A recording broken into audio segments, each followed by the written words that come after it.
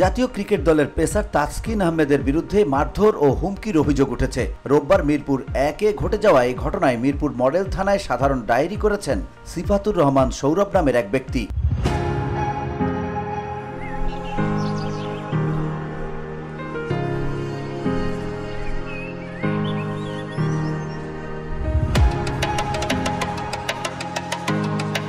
অভিযোগে বলা হয়, তাসকিন ফোন করে সৌরভকে ডেকে নেন এবং সেখানে তাকে শারীরিকভাবে আক্রমণ করেন। কিল ঘুষি মেরে জখম করার পাশাপাশি ভয়ভীতি ও হুমকিও দেন তাসকিন। থানা সূত্রে জানা গেছে, তাসকিন ও সৌরভের মধ্যে আগে বন্ধুত্বপূর্ণ সম্পর্ক ছিল।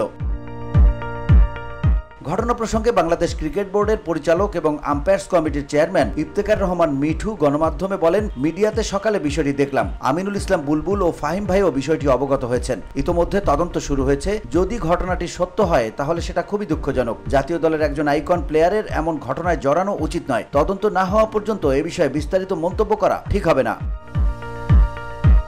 সম্প্রতি পাকিস্তানের বিপক্ষে সিরিজের তৃতীয় টি-20তে মাঠে দুর্দান্ত পারফরমেন্স দেখিয়ে প্রশংসা কুড়িয়েছিলেন তাসকিন। তবে এবার মাঠের বাইরের ঘটনায় ফের আলোচনায় ৩০ বছর বয়সী জাতীয় দলের এই পেসার।